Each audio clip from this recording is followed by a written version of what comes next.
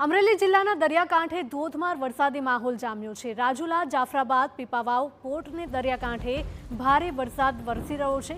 તો રાજુલા શહેર, અમરેલી શહેર અને જાફરાબાદ શહેરમાં પણ કમોસમી વરસાદનો માર જોવા મળી રહ્યો છે।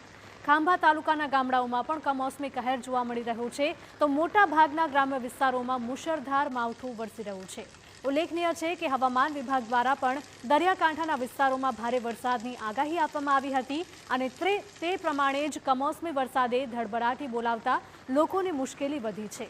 ખાસ તો ખેતરોમાં પાણી ફરી વળતા ખેડૂતોની માઠી બેઠી હોય તેવી સ્થિતિ સર્જાઈ છે।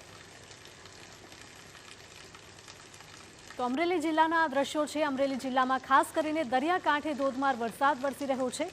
રાજુલા, જાફરાબાદ, પીપાવાવ, પોર્ટ દરિયાકાંઠે ભારે વરસાદ વરસી રહ્યો છે।